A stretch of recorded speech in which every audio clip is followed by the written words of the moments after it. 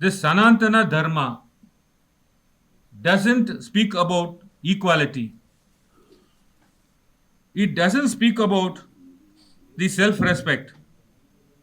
It only talks about the division, and it is against the equality and social justice. And that is why Mr. Udyanidhi said it should be treated like a dengue, it should be treated like a malaria, and it should be eradicated. What he said is those types of principles in the present society is not acceptable. You mean to say a person coming from the community, OBCs or SC, ST, is not in a position to deliver justice? Or do you mean to say a person belonging to one narrow, homogeneous class, they alone are trained to deliver justice? Between 2018 to 2023, the number of judges who were appointed to the High Court is 601. Out of that 601, the judges belonging to the upper caste is 457. Throughout India, for 2018 to 2023, out of 601 posts appointed, 457 belong to the upper caste. Okay, let me see how many is the OBC. 72 is the OBC. And scheduled caste is 18. And scheduled tribe is 9. Friends, now see, who are these people?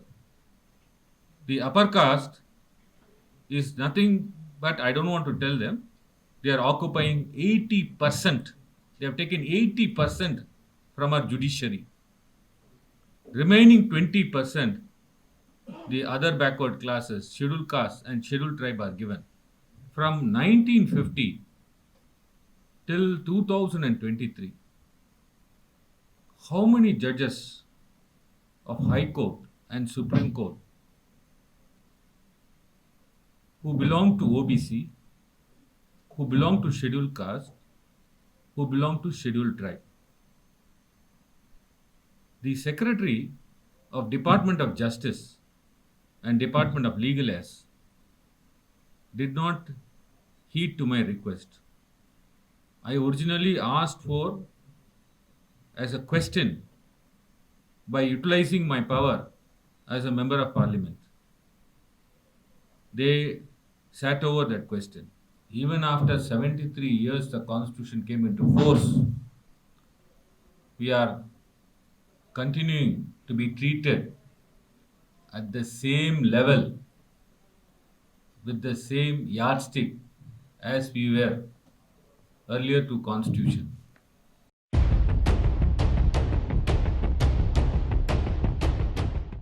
Dignitaries on the dais, including Mr. Malik Balraj,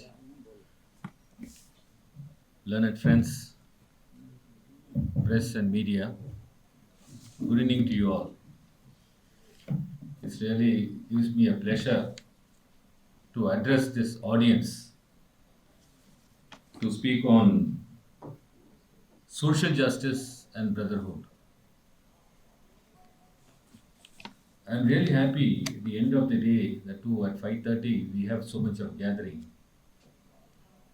We all committed towards this social justice, towards the leaders, including Periyar. Friends, today we have a threat. We have a threat for the social justice. We thought after the constitution came into force, it will give a level playing field.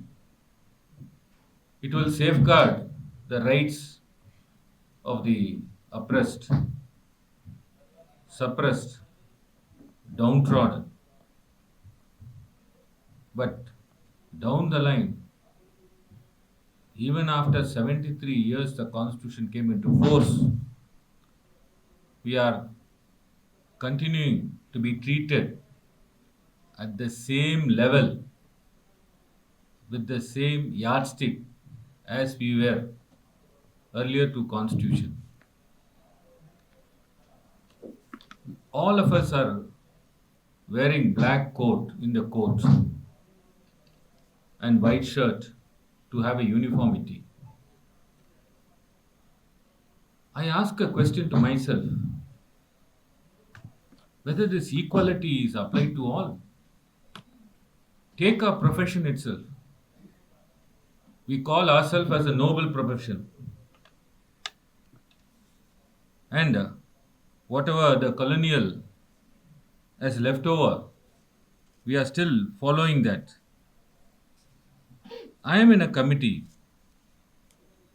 called as Law and Justice Committee. I'm a member of parliament and I'm in a standing committee called as Law and Justice.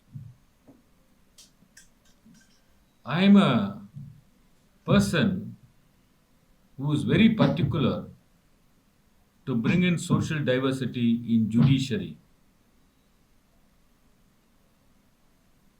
One of the subject which was taken by a committee is about the judicial diversity, about the diversity in judiciary.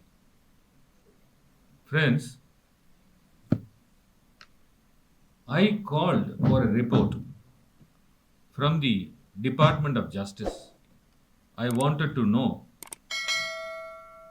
from 1950 till 2023 how many judges of High Court and Supreme Court who belong to OBC, who belong to scheduled caste, who belong to scheduled tribe. The Secretary of Department of Justice and Department of Legal Affairs did not heed to my request.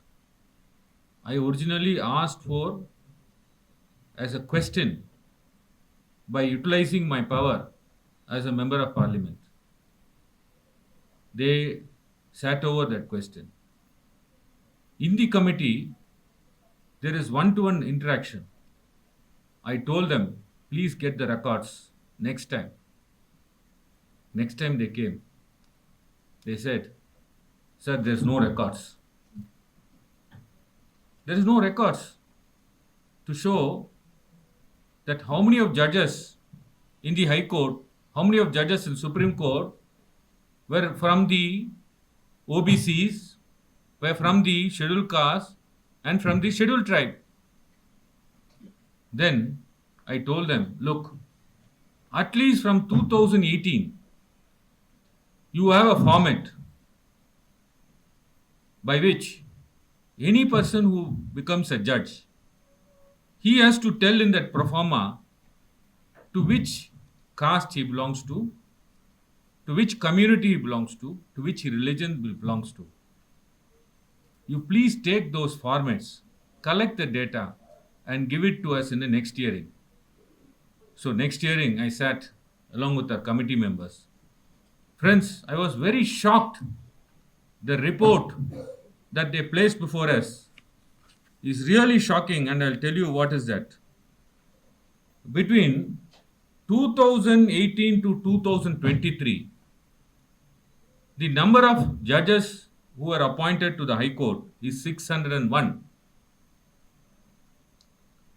Out of that 601,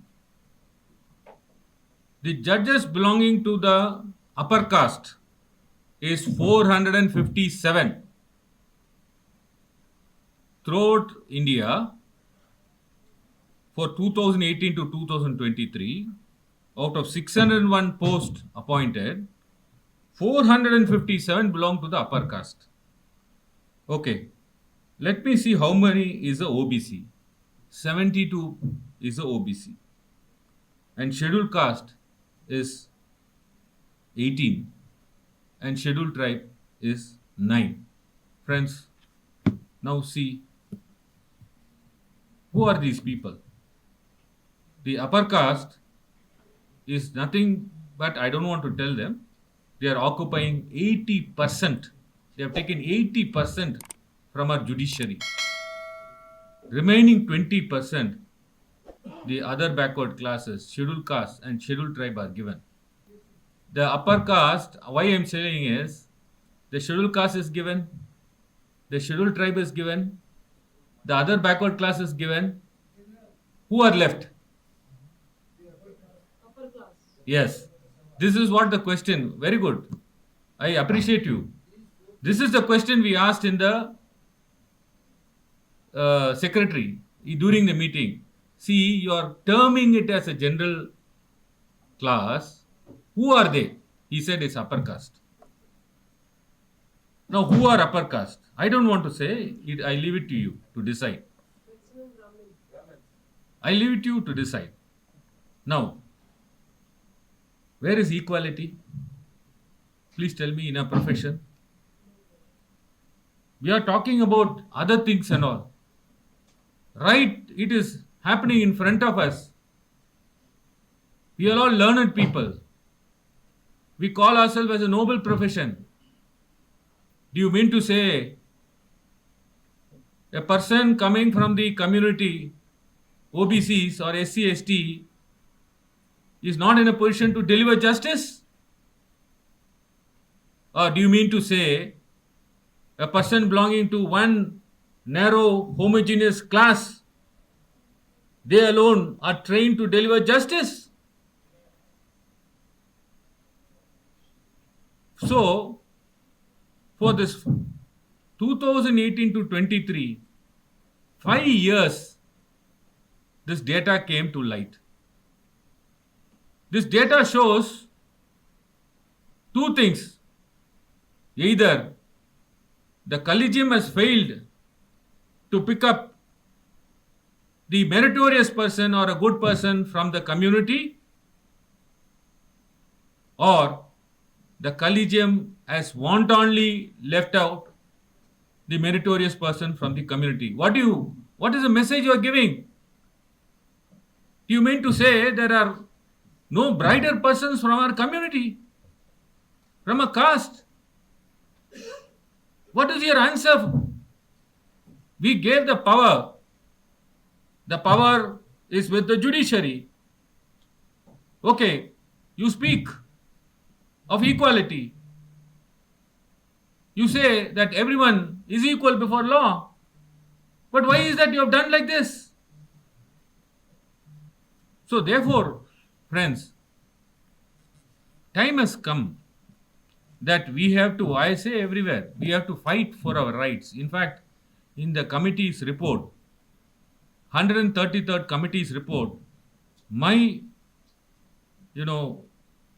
suggestions is found more in the committee's report. Kindly read 133rd Parliamentary Standing Committee report on law and justice. We had dealt with many subjects and we have said, look, ensure social diversity in the appointment of judges of High Court and Supreme Court.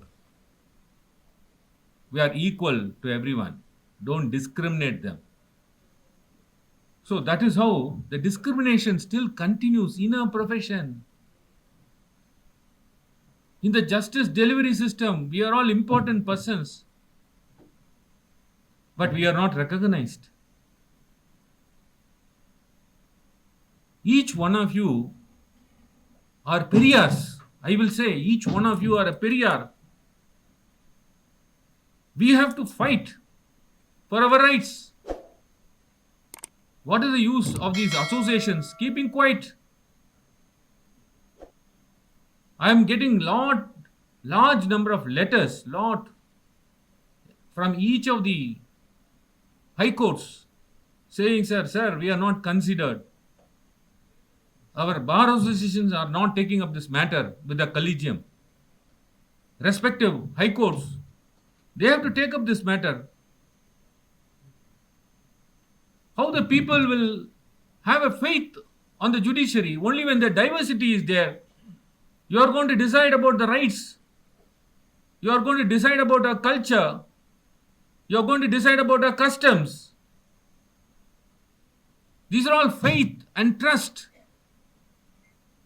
What is your background? From what background you have come up? Unless the people have a faith on it, have a faith on the judiciary, then only they will trust the system. I gave this example to show how a profession is being treated. Now see the other areas. In fact, the central universities, my good friend Suraj is here, and even another professor from Delhi University, he spoke and left. He's here. Okay, he's here.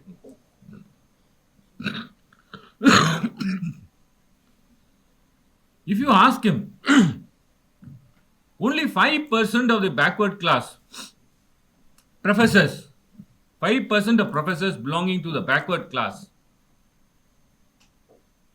are appointed. Everywhere you can see they are ousted out. The other communities are ousted out. I gave you one example of judiciary. Now I am telling about the university. Where are the professors? The professors belonging to the backward class in the central university is only 5%. A person wants to do PhD. He comes. Over a period of time, what they do is, if he belongs to these three caste and community, he will see the end of it. He will be somehow pushed out from that course. This is happening right under our nose. So where are we? Where is the equality? Where is the rationalism?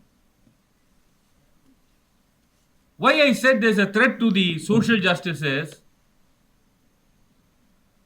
our youth minister, Mr. Udayanidhi Stalin, in one of his speech, he said, this Sanatana Dharma has to be eradicated. Friends,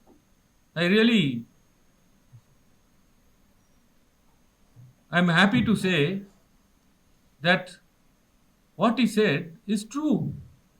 What is Sanatana Dharma? Centuries back, you have principles. What are your principles? Your principle says, you know Devadasi system? Certain women's completely belong to the temple. They will lose their personal life. So this system of Devadasi was opposed by Periyar. Woman was not given equal rights. After the death of her husband, she has to, sati system is there. Her head will be tonsured. And even in some villages, there will be two glass. If someone from the upper caste asks for a water, they will give a different glass. And someone who is from a lower caste asks for a water, they will give another glass. That plate system also was existing, and even it is now existing. We can see it. Why? Take Ramnath Govind. Ramnath Govind is a former president of India. When he was a president of India, he went to Puri Jagannath temple. Was he allowed inside? Friends, tell me, please tell me. He was not allowed inside. That time he was a president of India. Now what do you want to say? Where is equality? Where is rationalism? Where is brotherhood? You didn't allow him inside. And our present president, Murmu, Honorable President, she also met with the same treatment. It all came in newspaper. Which place is that? Pushkar. Yes. Yes. Correct. Yes. Now, please tell me, this Sanatana Dharma doesn't speak about equality.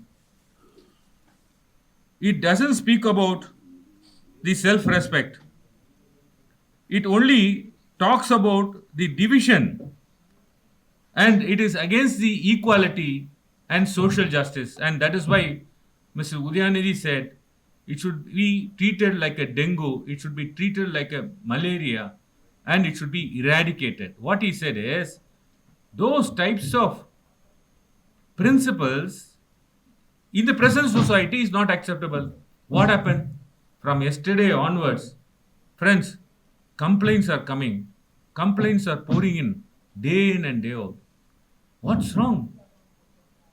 That is why I said there's a threat to social justice. Did you respect our feelings? No, no. I'm asking a person who's not respecting our feelings. Should you not respect our feelings? We are 80% in number in this country. Where are we standing? Today, if you see secretaries of all departments, please tell me, sir, one OBC, one scheduled caste, one scheduled tribe, sir. You see, sir, in the union government, how many secretaries belongs to the scheduled caste, scheduled tribe, and OBC? None. Advisor to the Prime Minister. Everywhere you take.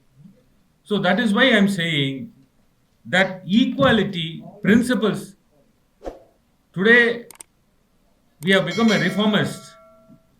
We wanted an equality. We are fighting for that. And that is why we are saying that this social justice, there is a threat today. We all should live up. Why I said about this Sanadana principles is this was the ancient. Now we have given up. The law has tuned up. You know, with regard to the rights to the woman, equality. We are talking about the equality. Sati system, sir, it is abolished.